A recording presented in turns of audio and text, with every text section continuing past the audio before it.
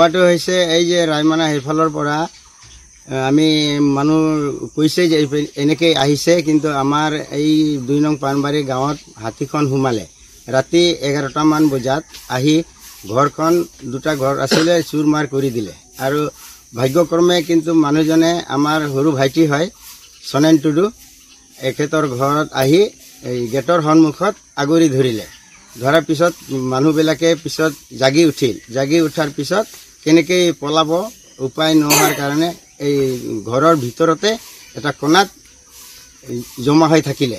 পিছত হাতীয়ে গম পাই না কি কৰিলে, পিছত এই গেটৰ দুৱাৰৰ সন্মুখৰ পৰা গুচি আহিলে ঘৰৰ পিছফালে আহিল। তাৰ পিছত মানুহবিলাকে দৰ্জা গেট খুলি পলাই যায়। তাৰ পিছত ঘৰখন একেবাৰে চুৰ মাৰ কৰি খতম কৰি দিলে। তাৰ দালি চাউল যিখিনি আছিলে গৰীব কিন্তু দুখীয়া ঘৰ, অলপ 10-12 কেজিমান চাউল আছিল আৰু নিমখ তেল গোটেইখিনি খাই শেষ কৰি হাতীজন ওলাই যায়।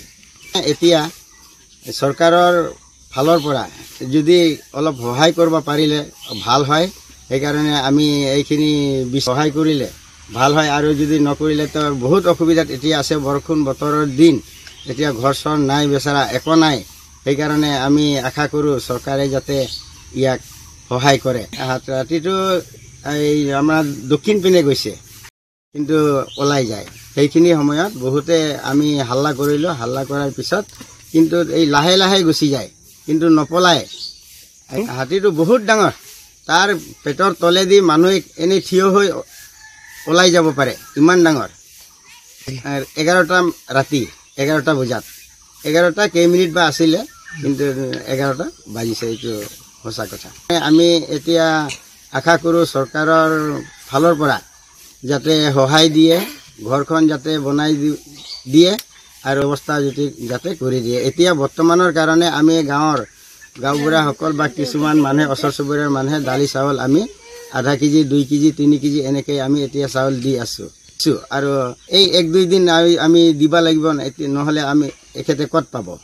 সেইকাৰণে আমি আশা কৰিছোঁ চৰকাৰৰ ফালৰ পৰা যাতে সহায় দিয়ে, বনাই দিয়ে। যেনেকৈ এটা ঘৰ বনাব গ'লে এতিয়া 3 টিন লাগিব, খুঁটি লাগিব, গোটেইখিনি ভাঙি চুৰ মাৰ কৰি দিছে। ফেমিলিটো এতিয়া কামলা কৰে, মজুৰি কৰে। 2টা ঘৰ 2টাই আছিলে, 2টা ঘৰ, এটা ৰন্ধা ঘৰ আৰু এটা থকা ঘৰ, 2টা ঘৰে মানে চুৰ মাৰ কৰি দিছে, গুড়া কৰি দিছে একেবাৰে।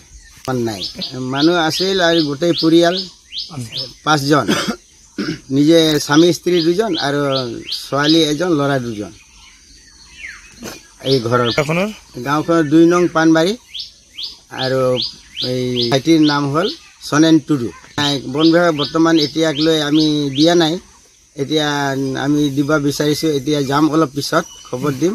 এতিয়া কি লাগে আমিতো সিমানখিনি নাজানো, তথাপিও তাতে গৈ পেলাই আমি সুধিম এতিয়া এপ্লিকেশ্যন দৰখাস্ত লাগিব নে নালাগে, নে কি হিচাপত, এতিয়া চাম্ফানৰ পৰা লাগিব না চেণ্ট্ৰেলৰ পৰা লাগিব, তাতে গৈ কিনে আমি খবৰ লৈ কামটো কৰিব বিচাৰিছোঁ।